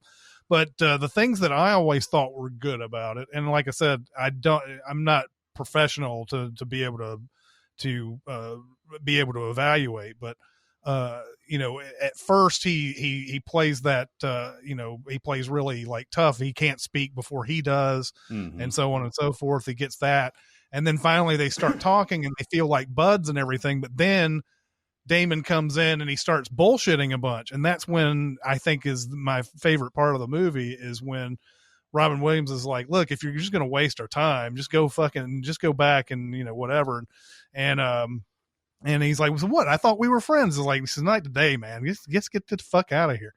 And that's one of my favorite parts of that movie, is that it's not all like, I've got to be your friend. This is not the point. Exactly. He's like, I want to be a shepherd. And then on his way out, he's like, fuck you. And he's like, you're the shepherd. Yeah. I don't really understand that line, but I get the implication, but it doesn't really work, but it's funny. Right. Oh, is that what you got? Yeah. No, unsurprisingly, I have many, and I'll try to go through it quick. I've already talked about Marissa Tomei recently in The Watcher. She and Jimmy Spade want to get it on. Mm-hmm. Okay, one of the all-time worst psychiatrists is the one in Seinfeld, the one that whisks Elaine away, who is his patient. Yeah. To Italy. Oh yeah, and he's got a hold over her like to meet her boyfriend. Oh my god, he's got a hold over her like a Svengali. And this is played for laughs, but God, that's awful. And then Kramer comes in as Pennypacker or whatever, and he's Elaine confesses to it. She's like, I've seen somebody else, Kramer, and he's like, what kind of relation? Sexually? And she's like, yeah, sexually. And then by the end of it, Kramer's like, no, you guys have to stay together. I'm like, oh my God, that's terrible. Yeah. So that's bad. Did you guys ever see Side Effects, the Steven Soderbergh movie with I saw it, yeah. Somebody scared me off of it. I think it was probably Chris or you. I love this movie. Not because it's bad, but because it would trigger me. Okay. I don't know if there's anything specific, but it is about mental illness and stuff like that, and there is some violence in there. But Jude Law plays. Is it Rooney Mara that's in that? I believe it's her. So. Thank you. Jude Law plays her state-mandated therapist after an incident happens, and he starts off being fantastic because he's probing, like he's trying to figure out what really is going on here. Was it really a side effect of the Ablixa drug or whatever it is? then a previous psychiatrist, Catherine Zeta-Jones's character, is revealed to be very inappropriate. And then Jude Law ends the movie being very inappropriate, and they're both terrible for very different reasons. And it's such a good movie, though. I want everybody to watch it, except if you're triggered by certain things. I want to say some good examples. I have always said that Lorraine Bracco in The Sopranos is the hero of that whole fucking story. Because much like Robin Williams in Good Will Hunting, she doesn't put up with Tony's bullshit. There's a certain amount of machismo that he's going to bring, and she'll just, like a matador, just bypass it. And then she'll get to the root of the matter. And sometimes he gets it, sometimes he doesn't. My favorite part of that entire series when it comes to the therapy things is the scene, and this is a little bit disturbing, is the scene or the episode in which she's raped. And it really shows her perspective, her going to her therapist and talking through all that stuff. Peter Bogdanovich plays her therapist. Yeah. And I tell you what, man, you have never felt weird or rooting for a character to do something and they don't do it. Or at least I haven't. There's a scene at the very, very end of that episode. Oh, exactly what I thought of when you brought this up. When she doesn't look like she's engaged. It's a therapy session between her and Tony. And Tony, uncharacteristically, actually, notices that something's wrong. And he's like, "Are you okay?" And she's like, "I'm fine. Let's keep going with this." And he's like, "Are you sure you're okay?" And he says it in a different way. He says, "Is there anything I can do for you?" And I think this thing's called Rabid. Is it Rabid Dog? That's a Breaking Bad episode thing. But she's having these dreams of a dog being unleashed on her rapist. And she thinks about that dream. And he's like, "Can I do anything for you?" And all she has to do is tell him. And she says no. She says no. Yeah. And I'm like, and that's a fucking good therapist. Now, that's almost like a Gone Baby Gone situation where do you agree with that or do you not agree with that? This guy deserves justice, but is it the kind of justice that Tony delivers? You know what I mean? Does this cross the bounds of a patient relationship? Firmly on the side of what the show does. She makes the right call because she's the hero of the fucking series. Here's what I like about her as a therapist are all the times we see her adamantly defending her treatment of a mobster to her husband and her own therapist as his crimes do not matter to me. This is a person who needs help. And it's the kind of help I can provide. And all series long, she is steadfast in that.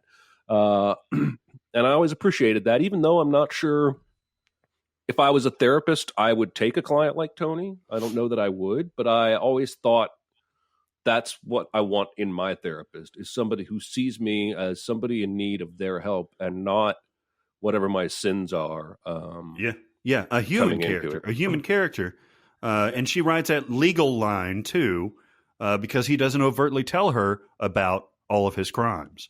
So, I could talk about that all day. Matter of fact, we should come back to this segment and we can talk about that stuff. I do want to mention Alan Arkin in Grosse Pointe Blank is a good example. And Patricia Bethune, who is Sally's therapist in Mad Men, is thankfully a fantastic representation of a child and adolescent therapist. They take her, January Jones takes her in because she was found masturbating. And this therapist shows so much empathy and realizes that a lot of this comes from the mom and all that. So, it's a terrific representation. Let's do one more quick one because do we want to say, Jeremy, that Currents is out, all the way out? Sure. What the fuck? Who cares? Yes, it's out. I do like those hardcovers, by the way. Yeah, that's pretty. In honor of the third Ables book by Mr. Jeremy Scott, Currents, which you can get now and should get now, and the other two books that precede it, because it's awesome. Here's this question. The Ables is an awesome series. I agree. If it were going to be made into a series of movies, who would you choose for the director, screenwriter, and composer? Now, we could do the cast, but that would take a long time, and we don't know that many kid actors. So, at least for the first one. So, we are all going to do director, screenwriter, and composer. Go, Mr. Authorman. All right, so I have obviously thought about this a lot because I was picturing this in my head. One of the reasons it's hard to do actors is that I have a gap between each book. There's like a 3-year gap between the first 2 books, and there's a 4-year gap between the second and third book, and then there's a 15-year gap before the fourth book. And so if you were to shoot all of them as their own movies, you would nearly have to recast all the kid roles every film. Like do an It Chapter 2 type of thing? Yeah. Yeah, maybe. Or do it, make it look Uncanny Valley-like. But I'm going to go with my man Brad Bird to direct because he has proven that he can do family adventure and superhero adventure with The Incredibles. He has proven to me with Ghost Protocol that he can do live action. I want Lord Miller to write the script. Nice. They've been involved in writing a lot more scripts than you might realize. A lot of the stuff they produced, they had a hand in writing. Of course, they wrote the Lego movie. I just think they have a very modern comic sensibility that would lend itself well to Brad Bird's kind of direction style and fun action. And then for composer, I have to go with my boy, Giacchino,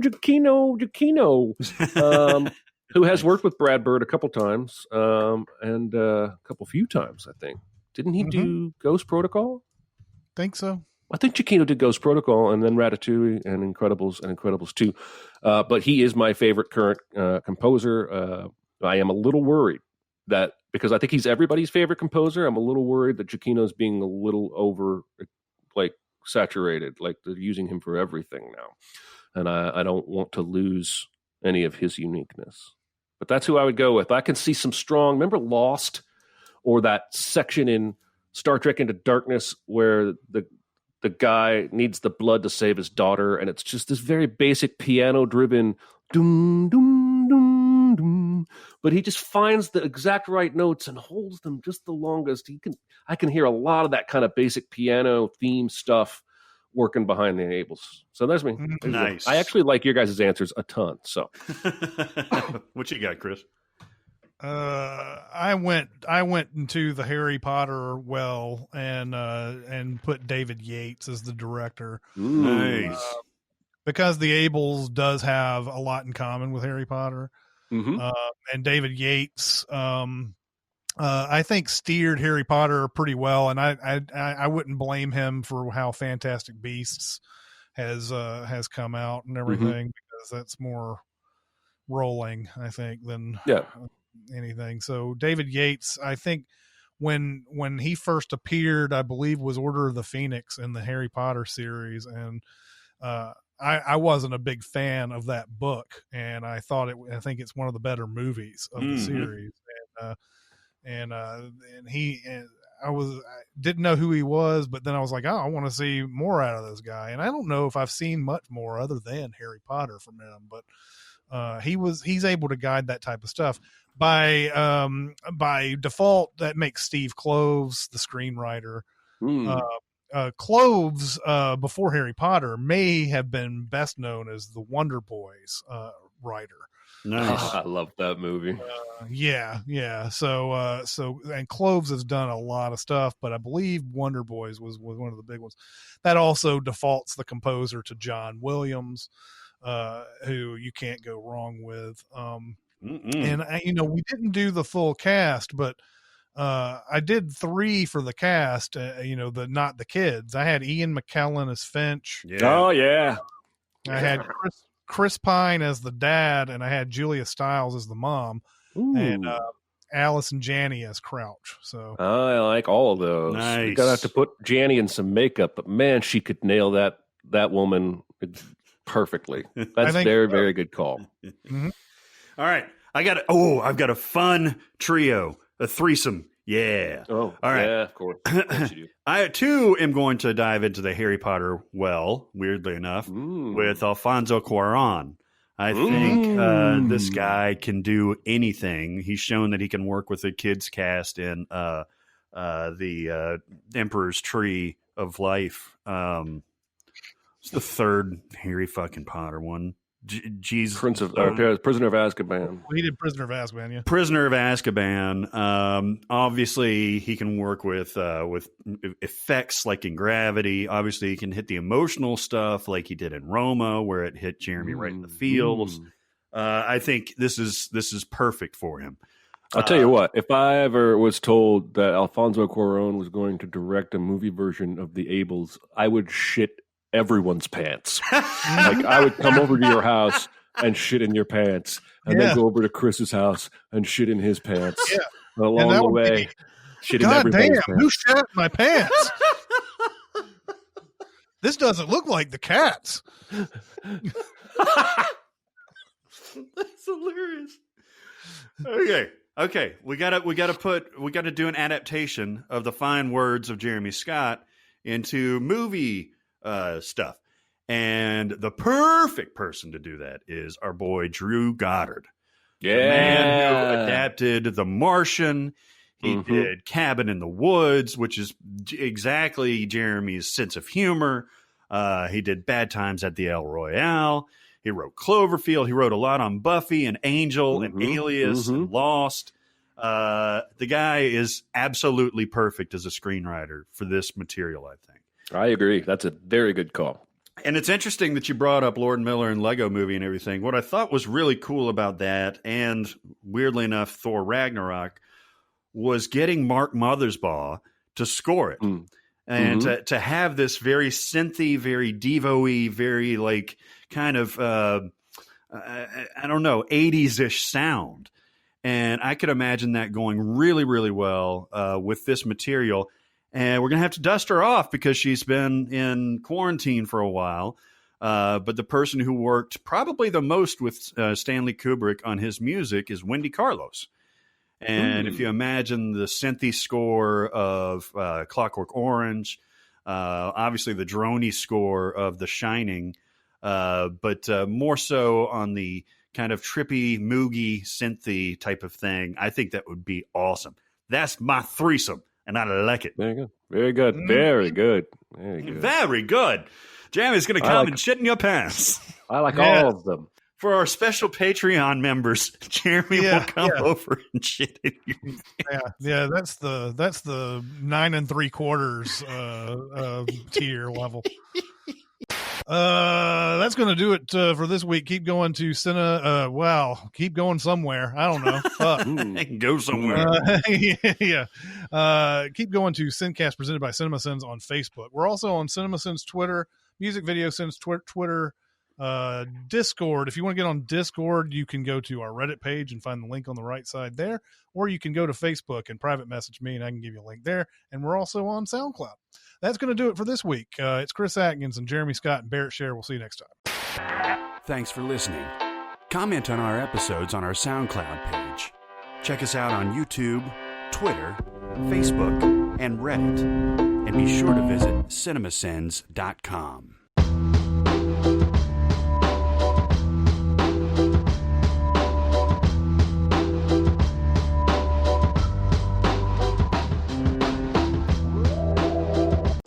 So when I do listen to satellite radio, like I'll listen to Lithium a lot more than I will Alt Nation or the indie one or whatever. I've just kind of given in. Like, I love 90s music. It makes me nostalgic. I like it. I could explore many, many other things. I do explore many, many other things. But given my druthers, I think I would probably listen to 90s music. I love it. It makes me happy. Yeah. I will frequently, well, not frequently, but occasionally I'll get tired of all the same rotation of songs being played on Alt Nation, and I'll go over to Lithium. And I do wish it was still socially acceptable to wrap a flannel around my waist and tie it off, because came in handy. You know what, though? You know what? Flannel is goddamn comfortable. And yes, I should be I should be able to wear flannel. Are you wearing a jacket? Or... No, but I have it around my waist in case I need it. Maybe a touch too loud, like I'm not going to say it. Perfect. I'm not going to say it. Yeah, but I get the sense that you still say that a lot. I really want to say it. God, it's such an awful term. I'm trying to figure out if I would have thought it was an awful term 10 years ago, or if it's just my new, sensitive ears or whatever. But God damn, that's an awful term. Yeah. Who was using it? In an interview, it was a woman that was using it. Like, what a sensitive C word I was. But the rest of it was a Hollywood Reporter article, and she said that she was a sensitive C word, but then the rest of it was like, oh, fucking this and fucking that and fucking that. That's the only word they censored in that article. God, who was that? Anne Hathaway? No, you were talking about Anne Hathaway. Yeah, don't put the C word in somebody's mouth, without full knowledge of who it belongs to. God, I didn't mean it that way. I said some pretty foul shit last time Barrett and I golfed together. Oh yeah, yes. Yeah. About Machine Gun Kelly. Yeah, and how he has made Megan Fox less attractive to me. Oh, he also neither one of us actually used this phrase in frustration, but I could have sworn Jeremy said "piss fuck," and I didn't. It's profanity. Right.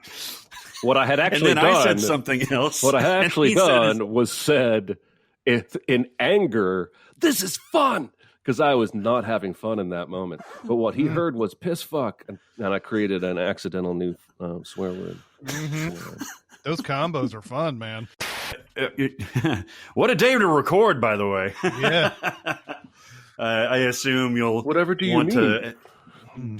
To stamp the date, and the universe could look completely different by the time this is released. Yeah, wouldn't it be weird if cities are on fire and our podcast is like, yeah, here's the mailbag. Yeah. Hey guys, drop a new podcast today.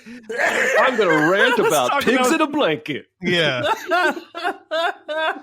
People, it's like a road situation where Viggo Mortensen's got a shopping cart. I think what's funny is that our not work chat Slack room is as busy as all of the work-related Slack. What are they called? They're not called chat rooms. Channels. They're channels. Channels. The chat rooms, though. It's a Yahoo chat room and a fancier name. Yeah. We were watching that Yes, God, Yes movie I had recommended previously. And in the beginning of that, did either of you watch that? Not yet. In the beginning of that, she's in a Yahoo chat room with the various colored names and whatnot. And my wife was like, "What the hell is that?" I was like, "Oh God!" There's just these little slices that show the age difference between she and I, where she never spent time in a Yahoo chat room, and I have vivid memories of spending time in a Yahoo chat room. When is that set then? It's that set in late 90s, early 2000s. Oh, okay. Did you say that's Natalia Dyer? Yeah. Oh, Emma Roberts is 30, almost 30, I think. I think she might be 29. God, you're so good at this. Mm-hmm. She's exactly 29. There was a time I remember Jeremy bringing her up and going, "Oh, I don't know if I can even say that she's attractive." I was like, dude, she's way more than 18. Oh, she is a fine filly. Mm-hmm. Sprang from the balls of Eric Roberts. Yes, it's true. All right. It's true. Yeah. Didn't we all? We all didn't. Did. We all? Yeah, I was just thinking that. We all really did. Yeah. Everybody is either descended from Eric Roberts or Steve Garvey. Did you say Steve Garvey? Yeah. There was a joke about him being the father of our country back in the 80s because he had so many illegitimate children. He had a Travis Henry amount of kids. I don't know if he had a Travis Henry amount, but he had many, but I don't know. I'll need to look that up because that used to be a thing. That used to be a thing that people joked about and you know what? It'll probably end up that Steve Garvey has like one other kid and they made it out like he's got like 500 or something. Was it Antonio Cromartie that was on the Jets that had like 13 kids by 13 different women? Insane, man. I don't know how you deal with it. But one in each of the 13 original colonies. Yes. There was that episode of Hard Knocks where like they made him go through all of them. Oh yeah, he had to like name them all, and he didn't. And he struggled. Really had to think about a few of those. And then age, he was like, "I give up." Well, I don't know how old. Once it gets past 5, yeah, you got to be Will Hunting to be. I mean, Philip Rivers has Robbie. Philip Rivers has 8 kids with the same woman, and I bet he has trouble remembering. It's weird that he's both one of the first people that ever publicly called out Weinstein at an award show, and also the guy that sang the "We Saw Your Boobs" song at an award show. Yep. It's weird that he's both of those people. Is that a bad? Are we all in agreement that was a bad choice? The boobs song? Yeah. Yeah. Yeah. Are you not? I don't... Nah. I mean, I thought it was kind of funny. I don't think it would play today in the era post. No. That's all I'm saying is that, you know, he was both one of the guys that in the Me Too era when Weinstein was going down, everybody was posting that video saying, this guy was telling you all along. He made jokes on Family Guy about it. And yet he's the same guy who would make what would now be considered tone deaf, but at the time maybe wasn't. I remember when it came on, I was cringing, but I was cringing for the women as much as anything. Well, but they made you cringe, right? Because those weren't the actual shots of the actresses in the audience. Those were from other awards shows. Mm-hmm. I have no idea. Yeah. So they edited in like, what was it, Sybil Shepherd or like fucking Emma Stone or something like that. Not Emma Stone, but Jennifer Lawrence, I think, was one. It's one of those. It was from a previous ceremony. It's one of those things where there's like a half and half, right? Like, some probably don't like being reminded of all of that, but then others are just like, yeah, I know, I did that, I own it, and all that, and it's not like they did anything wrong. But I thought he was pointing out the pedantry or the stupidity of most of the American audience. Like, that's all I can think about. Mm-hmm.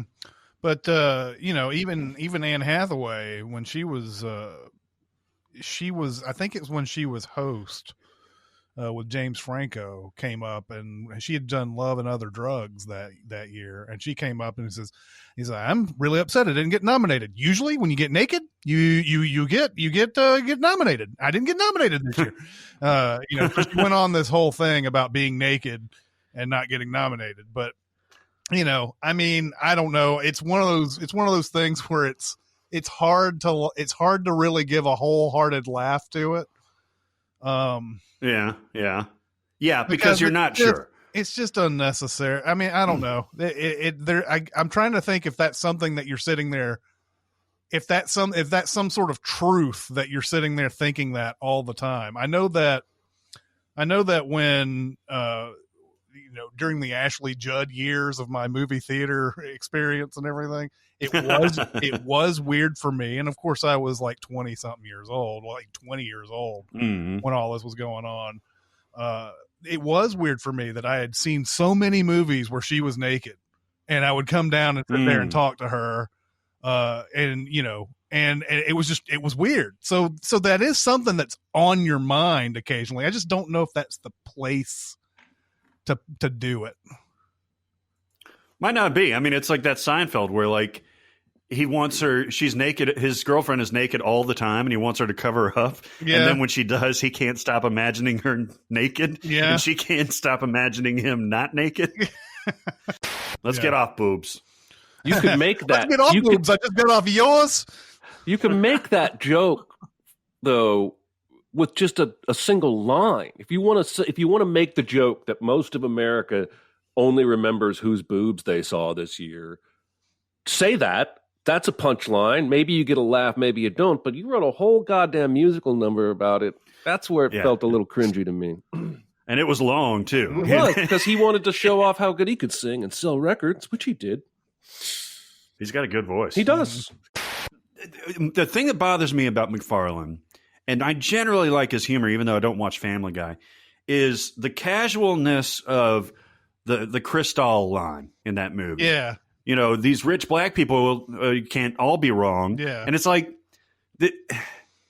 did you need that one in there? Mm-hmm. Like, and it's just so thrown away that it's not emphasized enough to make it obvious that it's humor. Yeah. And that's the kind of shit that I don't like. And the same goes for the one where the woman says that her boyfriend was deported back to Iran, and he goes, "Well, I guess we both lost our furry guy."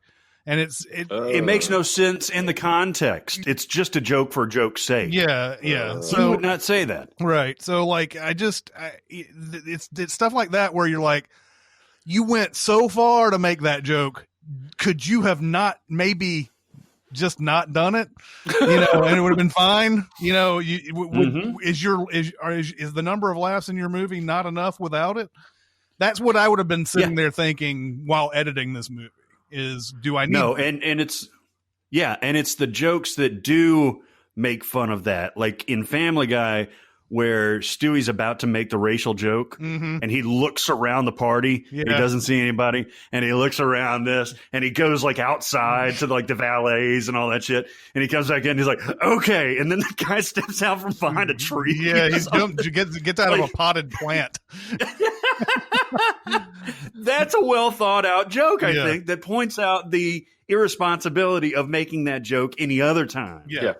So I would read it and I would be in the middle of it going, wait a minute, I think I'm supposed to kind of start emphasizing these words first and then go on into this next thing so that I can end on a question. And like, I would be sitting there going, blah, blah, blah, blah, blah. And then, oh shit, yeah, this is a question. And then I would start it again and forget that. And then get about halfway through it. And so like, they're not going to get very many, me yelling obscenities into the microphone recordings, because I always because I'm doing it on audition. So I go back and like, go over that. Oh, wow. I just learned. No, that was a highlight whenever we were editing the videos ourselves to, hear you go, fuck this fucking shit. Bullshit. This is fucking bullshit.